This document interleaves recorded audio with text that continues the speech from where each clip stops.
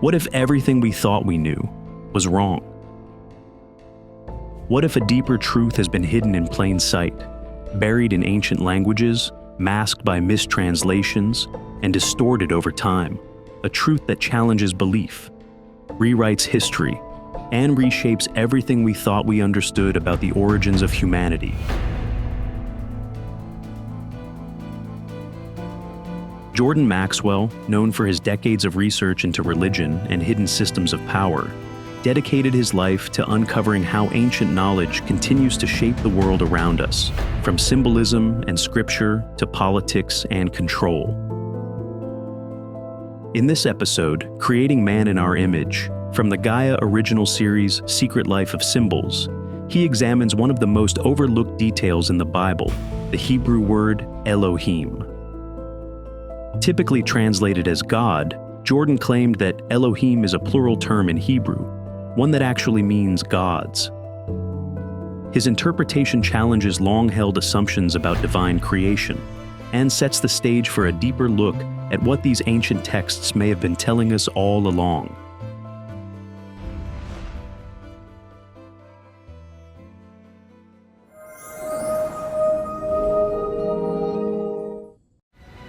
This is Secret Life of Symbols.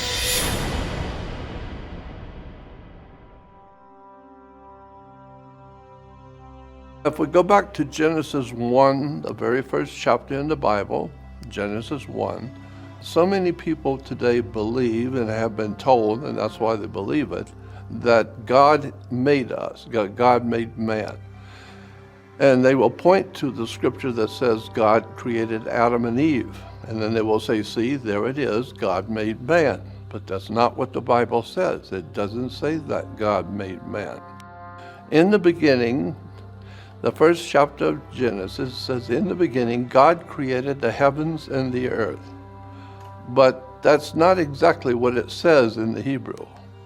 This is why we are emphasizing that it says God created the heavens and the earth. But in Hebrew, the word God is El, E-L. So if we were to read this first chapter, the first verse, in Hebrew, it would say, in the beginning, El created the heavens and the earth. But that's not what it says in Hebrew. It says, in the beginning, Elohim created the heavens and the earth, not El. In the beginning of the heavens and the earth, which are now. I came across this many, many years ago, talking with a very impressive, well-known rabbi. He was the one that put me onto this when I was very young, that God did not create, he said, God did not create man. There's nowhere in the Old Testament, or what you call the Old Testament, where it says God created man. No, it just doesn't say that. And so I began to look at this, and he gave me all the ideas a long time ago. So the first thing we need to look at is, as I said, the word is incorrect. God is El in Hebrew, but it's Elohim. And Elohim means the gods in the plural, more than one God. So the correct understanding of Genesis 1:1 is that in the beginning, the gods created the heavens and the earth. We need to define our terms first about God, and what does the word God mean in the Old Testament Hebrew? Here it is for you. This is God in the Hebrew is Elohim. Gods, more than one. So in Genesis 1:1 it says, in the beginning Elohim created the heavens and the earth. So it's more than one God. But here's the important part. We see it again. This is from another Bible translation where the word God shows up, and then it says in Hebrew it's Elohim, which is plural, more than one. So God Elohim is plural. The word Elohim, on the top it says the word Elohim is a plural word. In Hebrew, the plural form of the noun ends in I-M-O-T. Elohim is a plural form. On the bottom it says, it is interesting to note that even though Elohim is plural, the Hebrew dictionary still translates it God instead of gods. This is what has confused people around the world.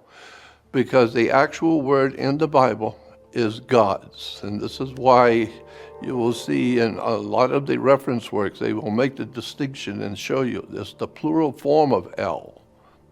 Now, when you go to the actual scriptures, in a Hebrew Bible and the Jewish Bible, it says, Elohim, we shall make man in our image and after our likeness. But it actually says in Hebrew, Elohim said, we, W-E, meaning more than one, we will make man.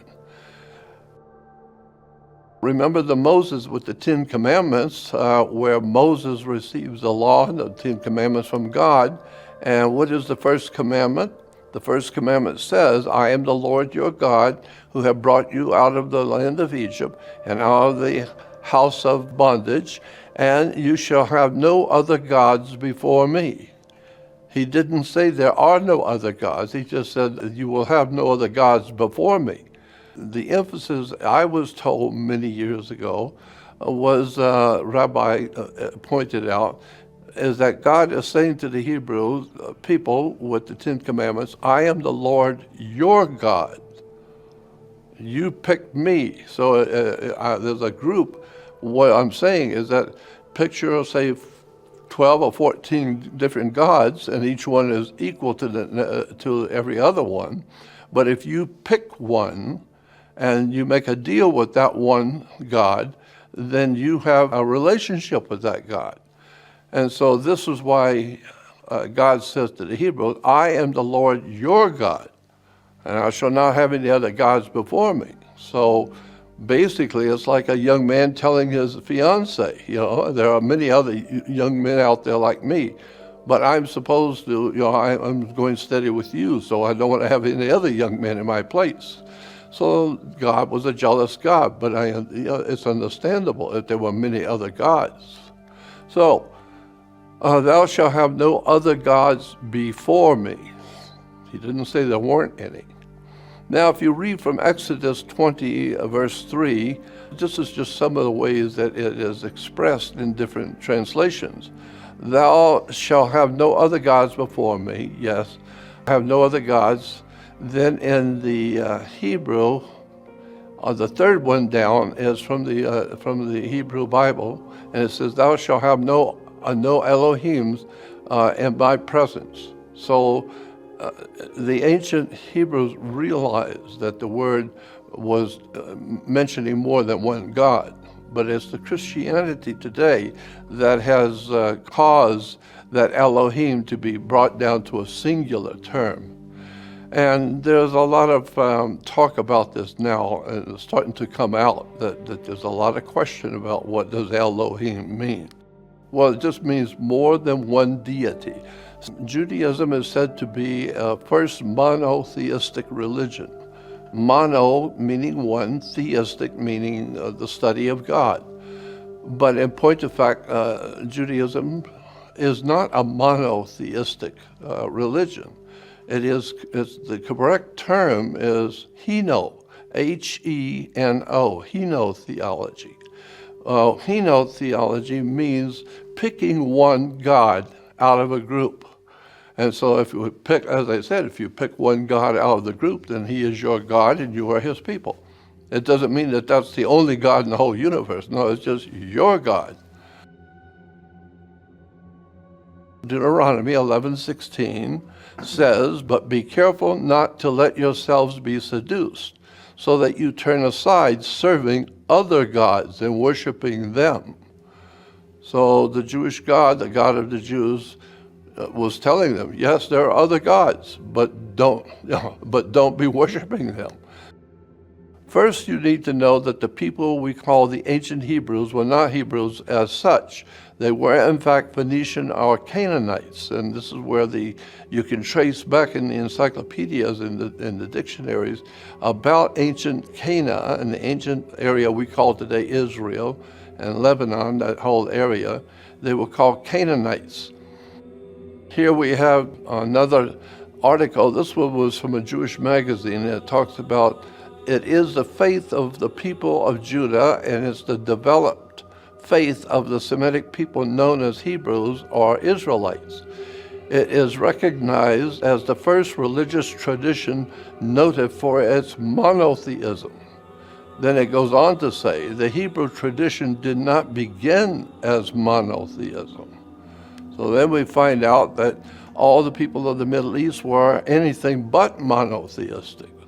They were, the so-called Hebrews were in that time henotheistic, meaning picking one God out of many.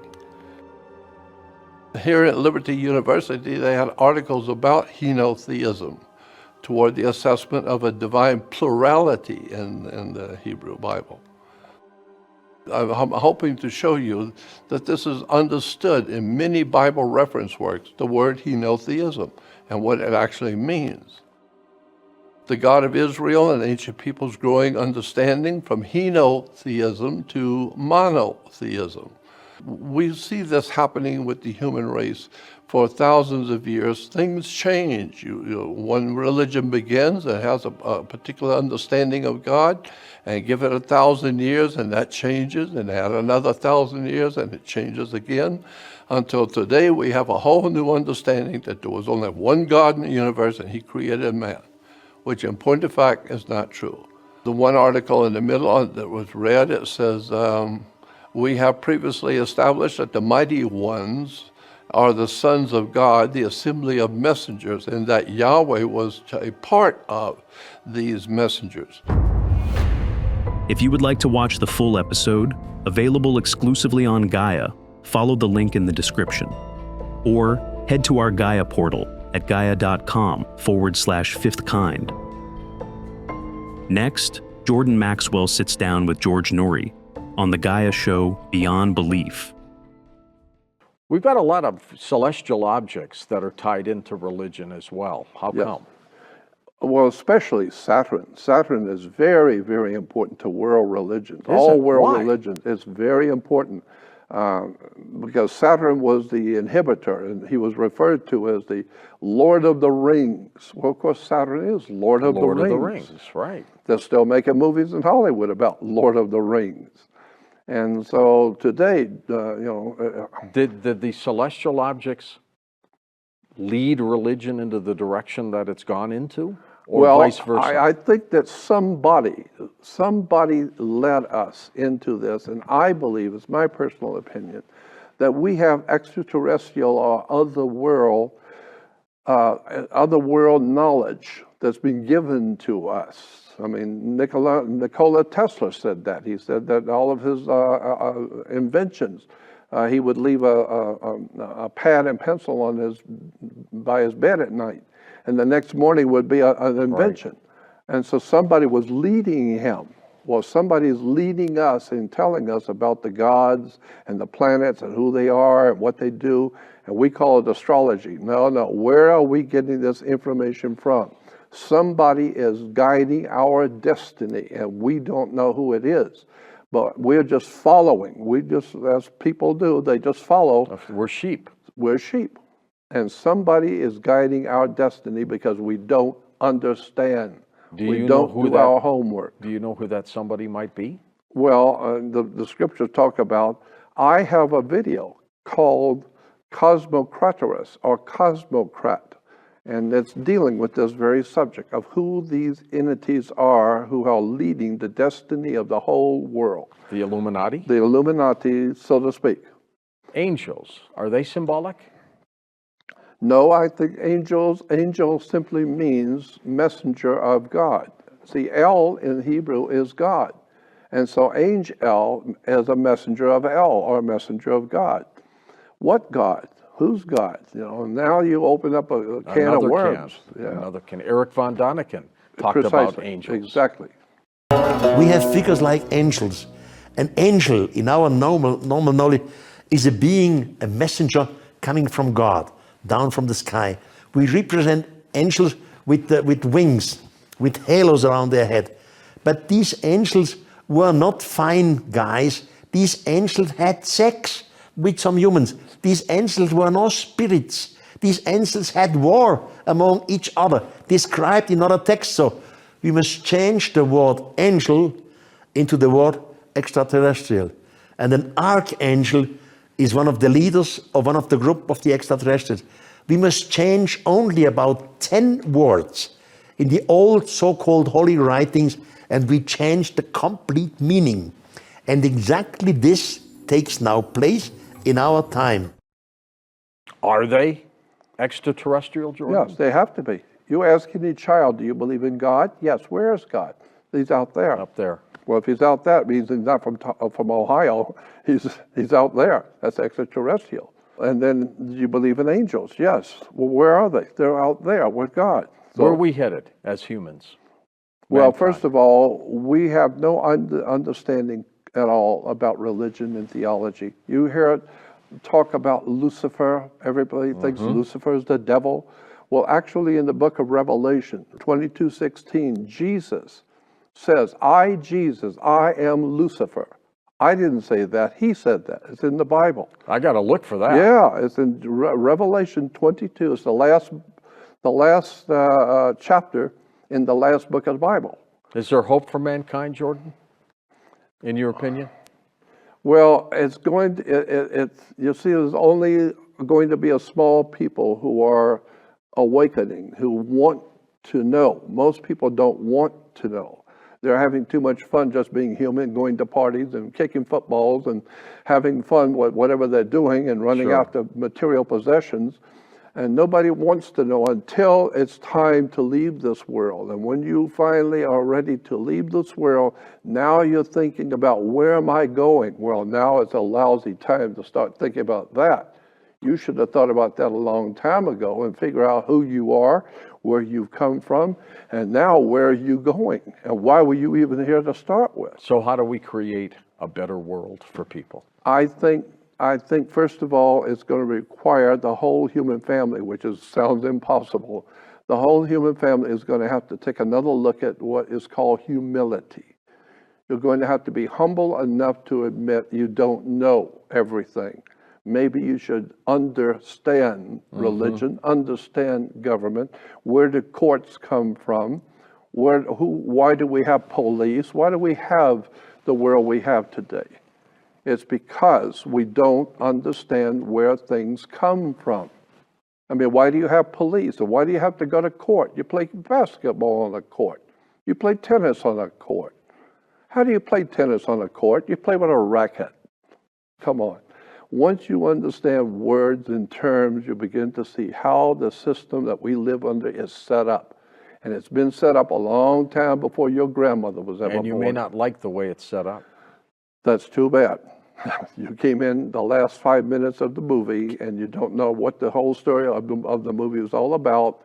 And so you need to sit through the next show and see how it came about and how you come to understand and believe what you do. Can we make it better? Yes, we can make it better if we're humble enough to. This is very important. We can make it better if we're humble enough to agree that we don't know everything and that our religion isn't the most important religion on the earth. God is too big for one religion. And when you understand that, when you talk about God, like my one professor said, you need to define your terms. What are you talking about? Because when you use the word God, that may not be what I'm thinking about God. And so we need to be humble enough to understand you don't know everything. You need to start researching and reading and studying and go back if you care to do that. Unfortunately, most people don't care to know. No, they don't. And so I have said so many times, to change mankind ultimately is like trying to empty the Pacific with a cup, because there's only a handful of people who really care and want to know. But the masses of the earth, they don't know anything about it and couldn't care less. As long as they're eating and watching television and they're happy, as long as their belly is full. If you would like to watch the full interview, available exclusively on Gaia, follow the link in the description, or head to our Gaia portal at gaia.com/fifthkind. Thanks, and see you next time.